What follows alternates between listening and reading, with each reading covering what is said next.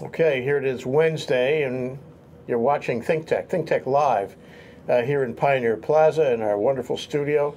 And today we have a show, a 3 o'clock show with David Jung. We're going to talk about his company, EcoCab. EcoCab or cabs? EcoCab. Cab. And I'm really looking forward to having this discussion because I see you guys all around, all over town.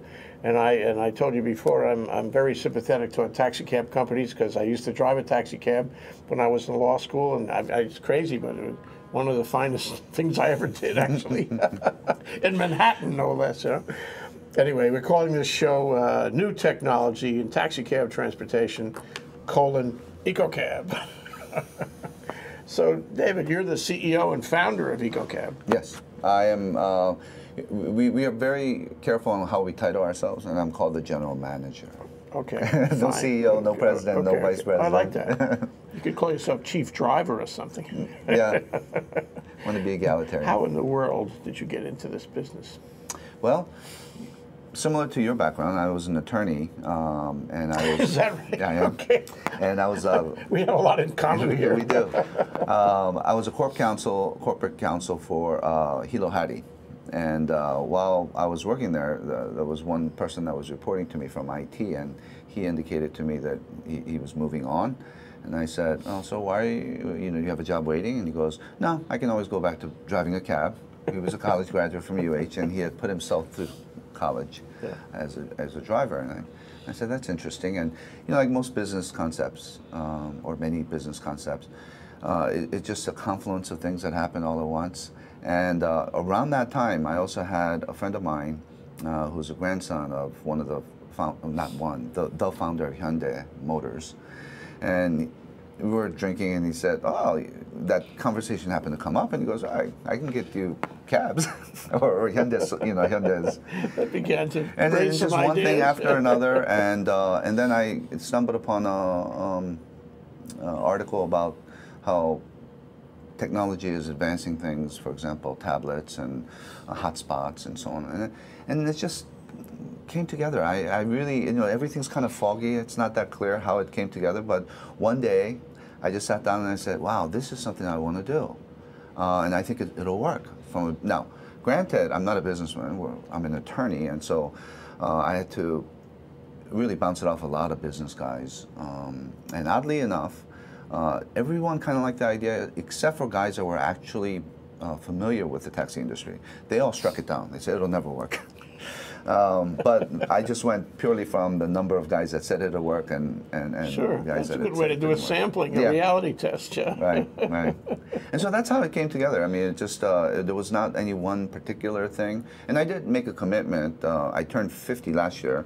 And I said, you don't look 25, but that's, I don't look my age either.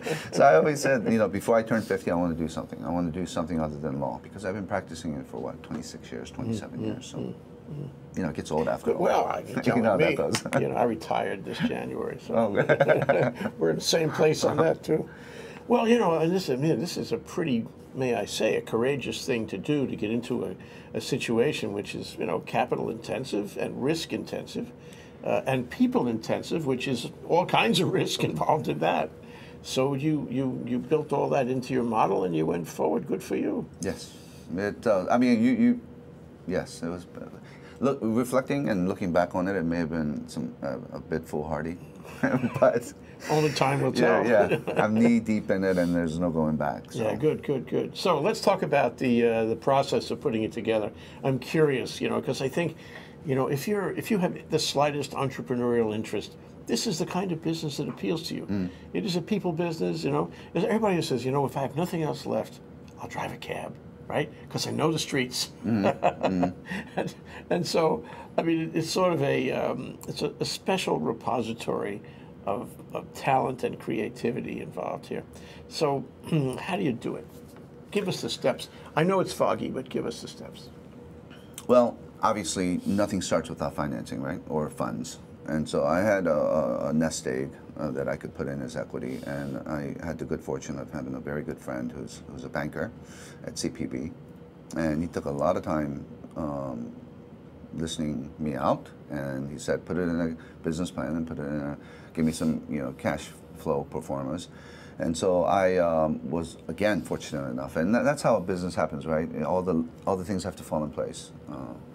And you have to make them fall. Yeah, well, my numbers guy, if you will, my now accounting manager, had just graduated from HP with an MBA, and I recruited him to make me a business plan and a cash flow pro forma because I didn't know how to do it myself. And so we spent a week just getting to know each other really well, and that's why he's now working for me. But he put that together, and that was the first step. The bank looked at it and said, you know what, you put in the equity, we're willing to fund. And from that point on, because of the time that it took to do the business plan, and the business plan had to be very detailed, that sort of laid out the map. And it was calling in a favor from my friend.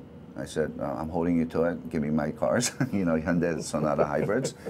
And it took some doing, actually, because Hyundai Sonata hybrids have never been used as taxi cabs. And they were worried about reputational risk. I mean, they just didn't know. And so they had a moment where they were, oh, I know he's the founder's grandson, but let us think about it a little bit. I know it was a little dicey, but they finally came through. And there were a couple of moments like that. I had raised the equity, and even CPB said, we'll do it. 80%. And they're like, what happened to that 20%? I just quit my job. Banks, Yeah, but everything came into place. I ordered the vehicles, and I started recruiting drivers.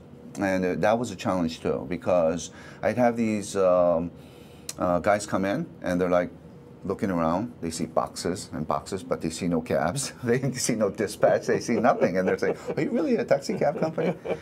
And our business plan also, and we wanted to stay true to it. I knew one thing was that it's so easy to deviate away from it, and you have to really be focused. And one of the things that we really wanted to focus on was having a clean sheet of paper, if you will, for all of our drivers. We did not want certified drivers. And the reason that starter people who hadn't driven before or hadn't driven very much, who had never been certified. We didn't want certified drivers. And the reason is because they bring with them some positives, road knowledge and experience, but at the same time they bring some bad habits too. Yeah. And I did, really quick surveys on Facebook with my friends. And I have the good fortune of having friends who travel quite a bit. They're investment bankers or lawyers, and so they travel quite a bit, and they have lots of experiences with cabs. And so I told them to give me the top 10 things that really upset them. And when you look at that, negative way to look at it. And when you look, and those are the 10 things that we don't want to do, or we narrowed it down to like 3 things actually that we absolutely don't want to do. And that's why our drivers are, English is a mandatory requirement, not just to pass the test, because it'd be a challenge without it. But it's also, we feel like, communication is very important, so you have to be able to speak. The user experience. Right. And our cabs have to be clean. And if I could take a step back, as part of that coming out with that business plan, we used 2 particular models.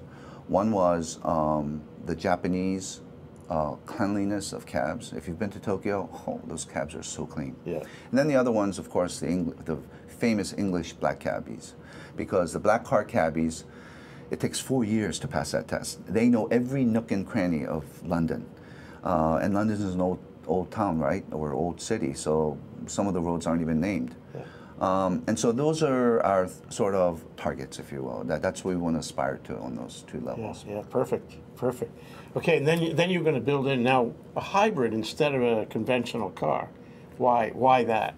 Well, I will tell you, and I've been asked this many times, that, how did you get the concept? It's actually an old concept if you think about it. San Francisco, 82% of the cabs are hybrid. Oh, okay. Now, there's obviously was a huge effort on the city's part to create incentives and so on and so forth. But that incentive only lasted for about a year and a half, because because of the incentives, the drivers or the companies started converting to hybrid. They realized, A, customers like it because it's eco-friendly, and San Francisco is a very eco-friendly city. B, it costs me a lot less in gas. And C, these cars last forever. And so those are the 3 things pretty most compelling important. Right there. So that's why 82%. And I think Boston is, if I'm not mistaken, close to 50% hybrids. So it is actually not a novel concept. It is a novel concept in Hawaii because we're the first ones to do it. But nationally, it costs a little more, yeah. It does cost a little more, and I think it's a short-sightedness of the existing industry. And the population in general. Yeah, that they won't, because in the long run, we do save substantially on gas. Yeah. And the vehicles, because they are new, obviously, but maintenance is very low. Mm-hmm. You also, you also get into technology, and just as a preface to that, at this table we had the developer or maybe the salesman of the system that Charlie's Taxi uses now, which is pretty sophisticated, and which is reminiscent of the system in New York City, which is also very sophisticated, with the credit card ability and with GPS maps and all kinds of information for the customer. But you wanted to get into technology too. And what's interesting, you tell me exactly what happened, but I think you sort of leapfrogged the level of the taxi cab technology by simply using an iPad, or make that an Android pad. It's an Android pad, and the software that we use is called Logistrix, and it is a Canadian-based company, and it is very affordable. I think, I may be wrong on this, but I think it costs us about $20 a cab a month. And it has the full capabilities of what you just spoke of, GPS. We monitor our cabs by GPS. It takes orders electronically. It does all the things that the other softwares do, except at a substantial low cost. The one thing that we did have to sort of adapt was we do take credit cards, and we do it via Square, because Square is also very... Square, you just slide it through, you attach it So on the Android, we put it, the little square thing on the top, and... So the Android is really everything. Does the Android, the order system as well? In other words, somebody needs a ride at Bishop and Merchant, and the instruction comes over to the taxi cab driver on the Android also? Yes. So with the telephone number of the person, their location, their pickup, the time of pickup. So you don't need a radio? No, we don't use a radio at all. We do for certain confirmation, if the driver's running late, for example, or there seems to have been an error, we will contact them by cell phone. By cell phone, but no need for an old-fashioned radio, because that's overtaken by all these new technologies. Right. Yeah. So with a cell phone and this Android pad, you're fit to go, and you've got all the technology you really need to conduct a cab operation. We have the with basics. A dispatcher and a fleet and all that. Those are the basics, and then we've, of course, in this day and age, we wanted to sort of upgrade because it's so readily available, the technology, and that is hotspot in the car. So if you come into a cab, you don't have to use up your minutes. You just log on to our... Yeah, great. So there's a hotspot there. So you just put a note in the car, and, right. And so the driver can use that, does use that for the not the iPad, the Android pad. Right. So it's and something so the customer the same. Mm-hmm. And then the other, the third sort of technology that we employ is a tablet in the back seat. And so when a customer comes in, they'll see a large tablet in the back seat. Is this what, fixed into the seat? We've attached it to the seat, or by a mechanism to be right in the middle of the vehicle. And the good thing about that is, of course, they can check their emails. It's just like a tablet. I mean, they play Pandora's, I don't know if you're familiar with Pandora. I wasn't actually. Sure, little music. Little music. Everyone seems to have a Pandora account, and so they press it and they put their account. That means they can listen to their music as opposed to the driver's music. Pourquoi non? Why not? All right. And the Bluetooth technology allows it to be connected directly to the speaker. So, and the Hyundai, because it's a newer vehicle, has wonderful sound system. I got to take a ride in one of your cabs. I may just ride around all day. That's David Jung. I'm Jay Fidell. We're doing ThinkTech. We'll take a short break. We're talking about EcoCab, new technologies in the taxi cab transportation. We'll be right back.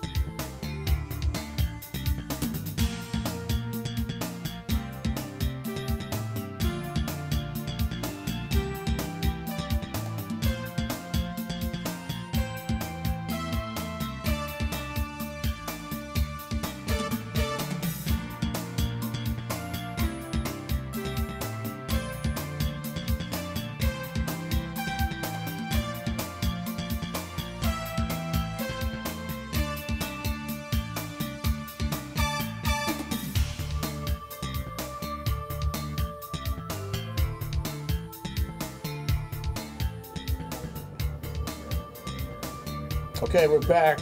We're ThinkTech. We're live here on a Wednesday. I'm Jay Fidell. With me is David Jung. He's the, what are we calling, the chief driver? No, General manager. General manager, thank you, of EcoCab, which is a 1 year old, not quite 1 year old taxi cab company in Hawaii with all kinds of creative things, and it sounds to me like a great user experience. But it's more than that, because you're socially conscious and you're involved in complete streets and the whole notion of making sustainable transportation, at least in Oahu. Tell us about your view of that and how you're implementing that view.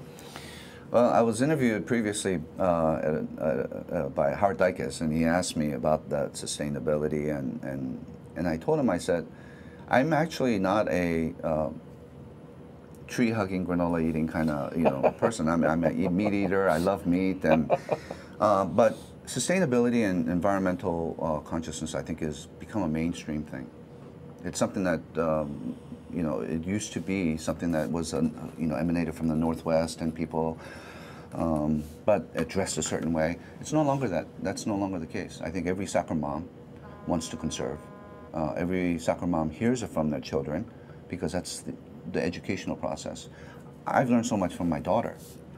How old is she? She's 21 now, but okay. Since she was 10, I think she's been talking about, save that bag, reuse that bag, or don't throw this away here. Schooling. Right. And so it has become a mainstream item. And but from my standpoint, it obviously, I'm not a progressive person in the sense that if it doesn't make business sense, then it's hard for me to swallow that pill. Mm-hmm. But right now, it does make business sense. Like we mentioned in the earlier segment, the hybrid taxis make all the sense in the world because it saves fuel cost. The maintenance with the technology, with the regenerative brake, means less brake pads to maintain.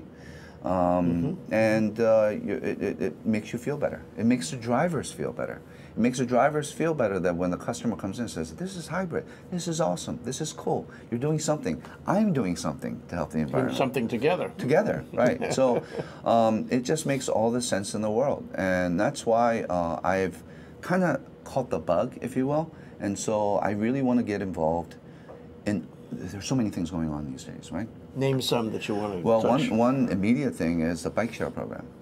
It was discussed in one of your earlier conferences about bike share and city planning and how we can be less dependent on automobiles. Now, fact of the matter is, there is room for taxi. There is room for automobiles because you can only carry so much items and do so much distance with bikes. So there is, but for the short rides, for your health, it makes all the sense in the world. And I'm really excited about getting involved and becoming part of that bike share program and really supporting it. How would you become involved? How would you be part of it? Well, bike share is one component of, you got to have mass transportation, you have to have bike.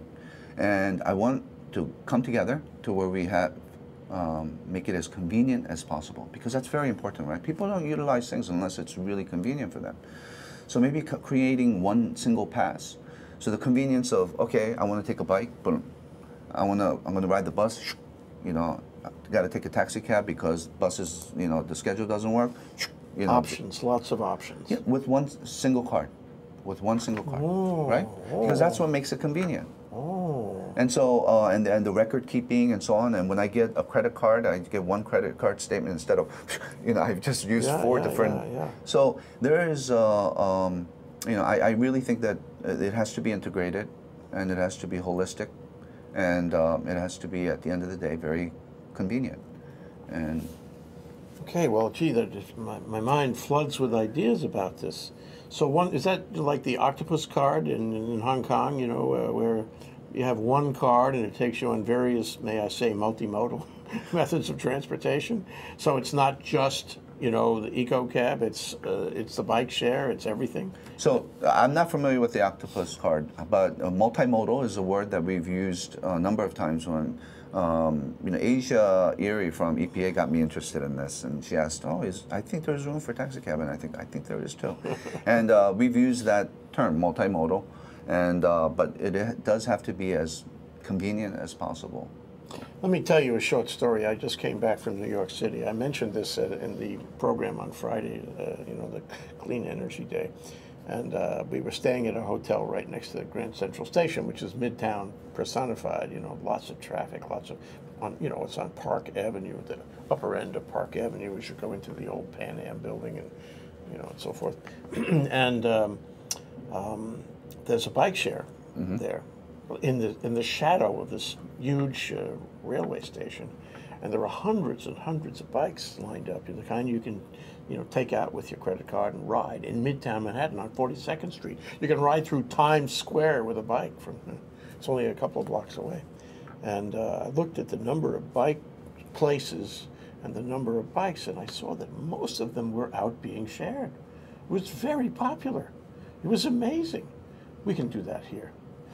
And look at the challenges of New York: the traffic, the congestion, which is tied to traffic, and then the air quality and seasonalities.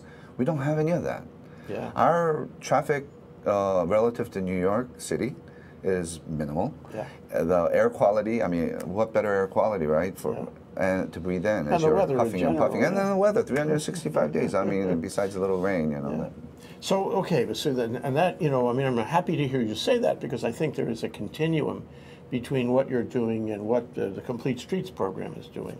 But, it occurs to me, as it has for years, in fact, from the time I got here, which was almost 50 years ago, that we need taxi cabs in at least in Honolulu, and probably all over the state.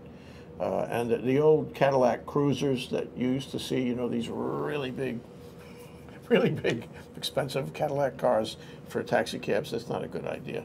It's little cars. It's efficient cars. And what I find really seductive about the possibility is that, to the extent there are gaps between rail stations and bike shares, to the extent you have to, go up Sierra Drive to your daughter's violin lesson, and there's no way to get there on rail, and you don't have your car with you, take a cab. Let's have lots of cabs. Let's have quick cabs, efficient cabs, friendly cabs, and they will connect all the parts. That's what I think. I couldn't agree with you more, and I think that even you look at the airport, for example, and that's something that I've been really thinking about quite a bit.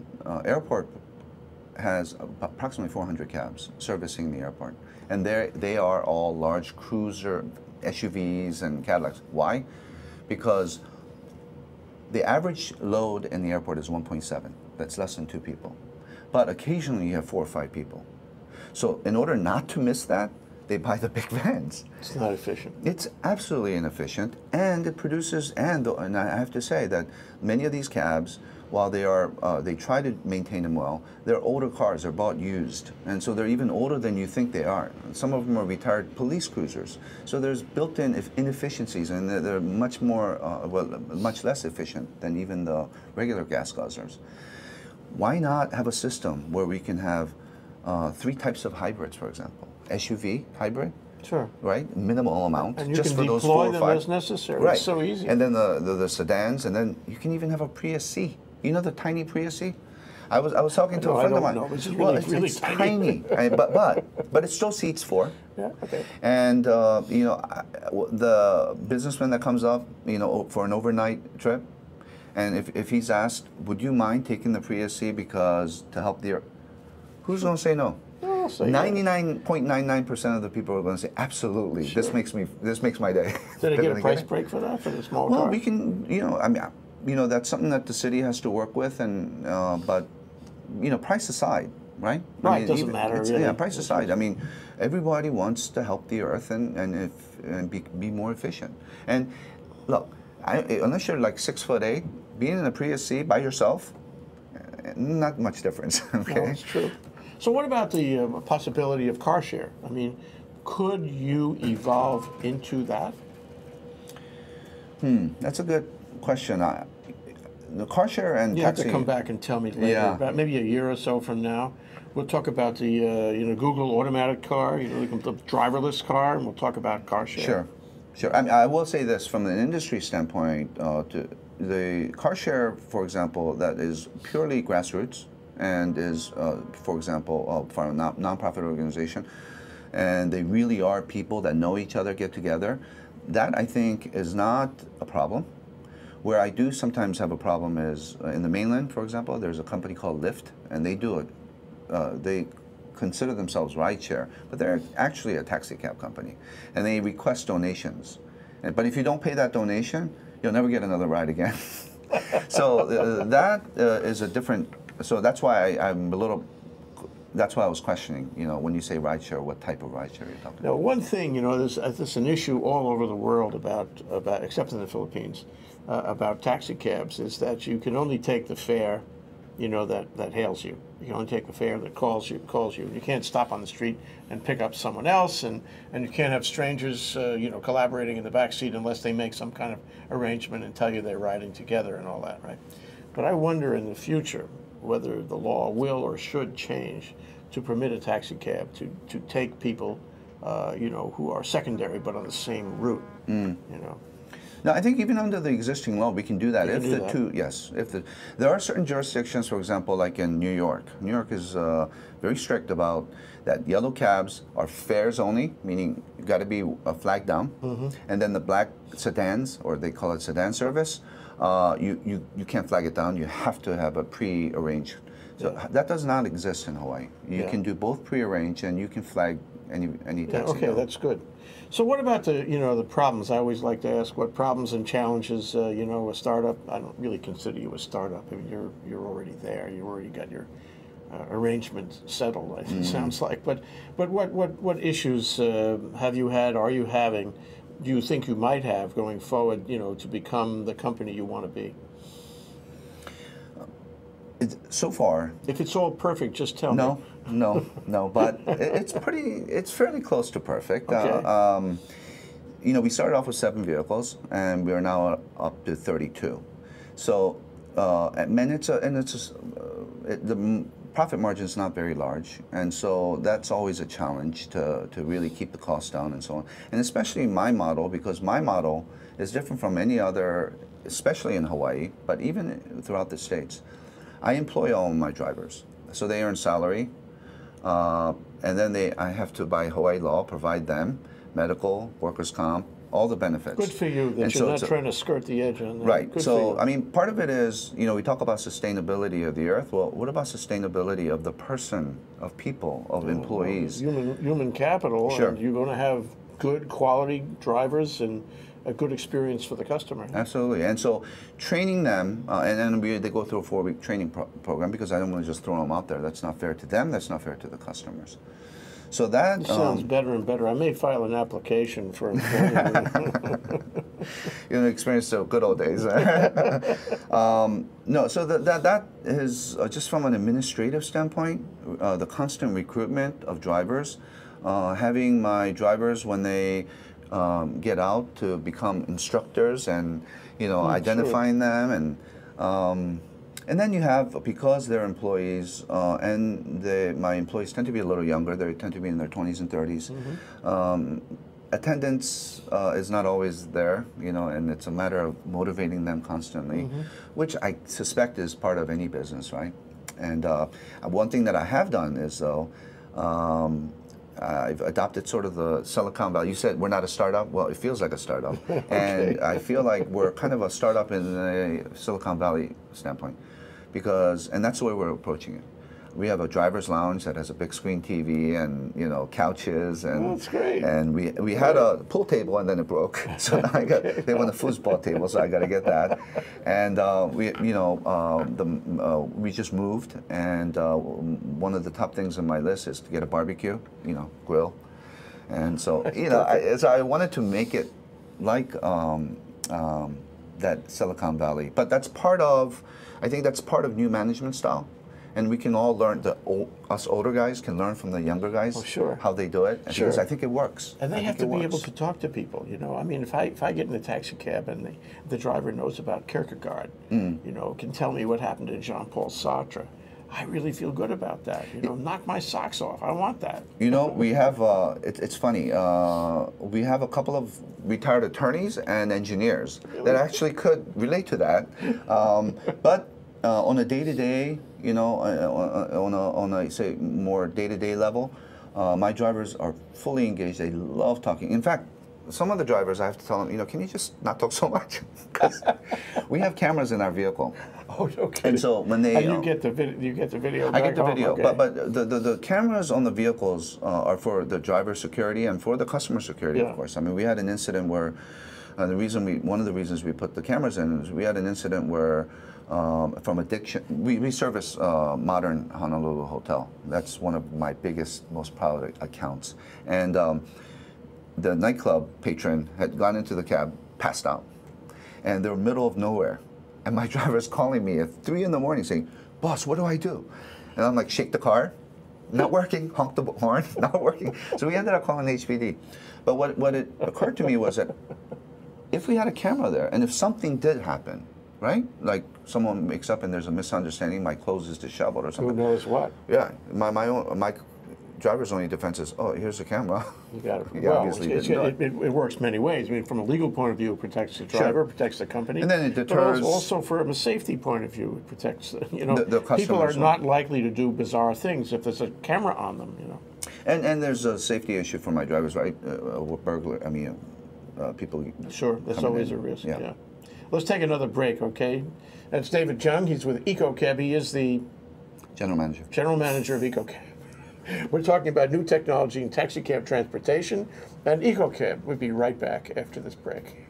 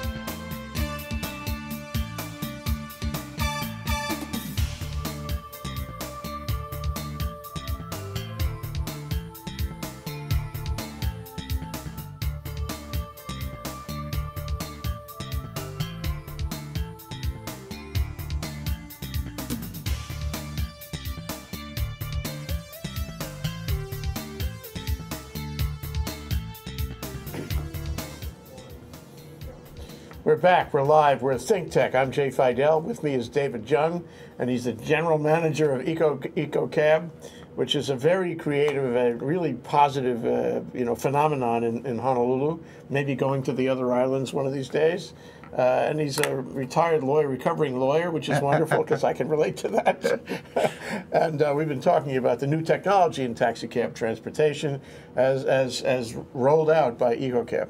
So, David, we're talking about what's in the pipeline for you. What is the vision from this point forward? What do you see happening with the company, with your equipment, and so forth? We have a self-imposed sort of time for the vehicles. I mean, the state of Hawaii, unfortunately, or the city and county of Honolulu, they have no, you can have a 20-year-old cab, long as it's rolling and it passes inspection. We've imposed a 5-year, and so our vehicles will, because we're only a year old, but after 4 years, we really want to retire these vehicles. The next progression of technology, I think, for the vehicles will be electric vehicles, all electric vehicles. Mm-hmm. And that is being tested right now in the mainland. San Francisco is always leading the path on this, and they're testing it now. What kind of car are they testing? They're, I think, testing Leaf, the Nissan Leaf. The way they're doing it is, because the battery technology is not there for the mileage. I mean, in other words, taxi cabs, we at least have to have 200 miles per charge. Yeah, the Leaf is less than 100. Right, yeah. And so and there's not enough charging stations. So one of two things have to happen. Either the charging has to be rapid charging and affordable, or what San Francisco is experimenting with is just changing out the batteries. Yeah, the Better batteries. Place idea. Right. Although they don't exist anymore. Right. But I think a lot of people are trying that, and I think that's probably the solution, to have points, locations where you can switch out the battery real quick instead of waiting for half an hour. How can hard to do a taxi cab business? You have to wait for the charge. No, I can't do that. It has to be similar to when you're filling up a full tank of gas. Yeah. And then the rapid chargers are there, but it's just too expensive. And then you've got, of course, Teslas that can get 200 miles per gallon. I mean, per charge. But you can't run a business with Teslas. Right.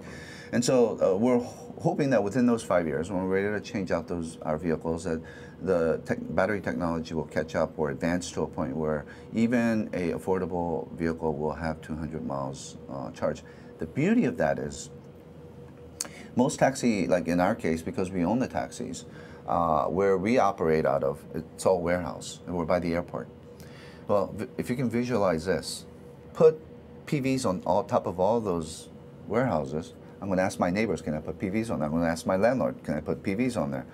And then I'm just going to charge the cars for free, right? Sure. The sun doesn't charge. Sure, once the initial investment. Sure. So I think it just makes all the sense in the world. How about PV on the taxi?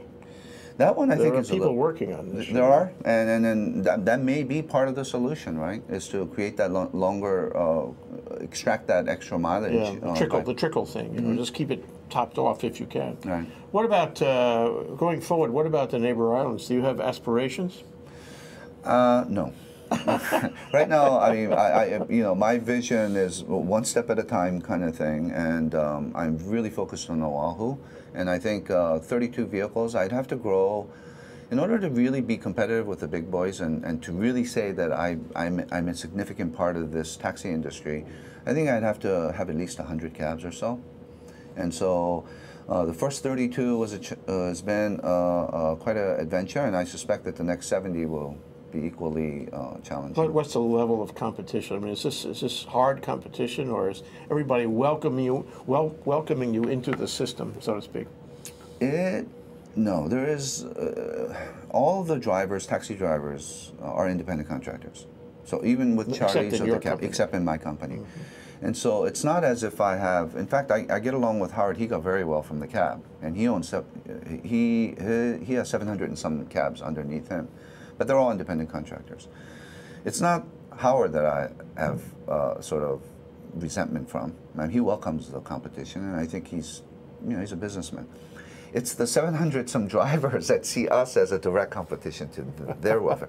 So no, it is a highly competitive business, but that's business, right? Sure. Yeah. And how about the equipment in the car? I mean, I really like the idea of the Android pad and the camera. And allowing them to have a node and connect up with another Android pad that you have. I mean, this is great stuff, great design, and that sounds like you kind of invented this system, eh? Yeah, I mean it just kind of fell together. It's all off the shelf in its own way. Because logistics says, okay, in order to use you got to have a hotspot. Well, if I have a hotspot, why don't I just put a tablet of mine, so the customers can see it? One of the things is that there are two I think we can learn so much from other types of industry. One of the reasons I call myself GM is because we equate ourselves to hospitality. Right. And sure, who's like the head honcho at a hotel? GM, right? General manager. And I also see ourselves as what's the highest form of transportation, literally and figuratively? It's the airline industry. So each airline now, even in the economy seats, are having their own movies and screens, tons of millions of movies. And what else do they have? They have throw-up bags. Well, we got throw-up bags in our car. No contingency left. These are things that you learn and I think part of it is because I'm not from the industry. I really think outside the box. What box? I'm not even in the box. I don't know about the box. Yeah. The best marketing is the user experience. I think so, yeah. Yeah, but Frank DeLima, you need Frank DeLima. Do a little marketing with him. I don't think he would. Too expensive. Thank you. And one of the things for me is that our marketing budget is really tiny, and it wasn't budgeted that way, but it got sucked out of other things, unanticipated things, as you know, it usually works out that way. Yeah. But it hasn't hurt us in that we did not anticipate the level of word of mouth. Word of mouth is just incredible. And we have, I will tell you this, and one of the challenges is that our average wait time for our cab is unfortunately about 10, 15 minutes. Most other cabs is 5 minutes. But when you only have 30 it's a question of the number of taxis. It's a supply and demand, and I just, you know, my demand is always exceeding the supply, which is a good thing. But you know, it's unfortunate that I can't keep up with that demand, and my passengers have to, you know, suffer at that 15. But they're willing to do it. I told my management team, this is the honeymoon period. They're doing it because we're new, and they like our. But you know what? Let's get our operation together, because at some point, the honeymoon's over, and they're going to say, I don't want to wait 15 minutes anymore. You know, so. Don't overlook the possibility of having a kind of club thing where you join, and you know, that makes you a member somehow, and you're bonded up to the process, and you know, you're on board. You state your belief. You're following green energy and all that. Yeah, people will do that, you know, these days. Yeah. And I believe we're at a kind of tipping point. You're part of that, where all of a sudden, you know, a few years ago, nobody could give a rip about this kind of, you know, complete streets and trying to do efficient transportation. Now it just seems like we're crossing over the tipping point, and more people than less people are behind it now. Absolutely. You're part of that. And that's why I call it the mainstream. Remember, I was we were talking earlier about sustainability. It's no longer a fringe movement. It is mainstream. You know, even my parents who are in their 70s are really buying into that. They're good people to, you know, test right. Test rides with. Yeah, I mean, he doesn't want to wait 15 minutes, but you know. Well, I wanted to say that, David, this is a great thing. I'm so glad we got to talk. I'm envious, I remember the business. I really enjoyed my time driving a cab. I enjoyed the engagement with people. I enjoyed, you know, it's doing service, like having a restaurant. And not that you're just pouring money into the restaurant, though. Is having a restaurant, because you're doing service for people. You're helping them. And I think this has got to work out in the long term. You're on a wave, because we are going to have to get away from those cruisers. We're going to have to get away from those guzzlers. We're going to have more taxi cabs connecting the dot in our modern transportation system. You're in the right time, the right place, and we'll talk later about my investment in your company. Thank you, David Jung. Thank you.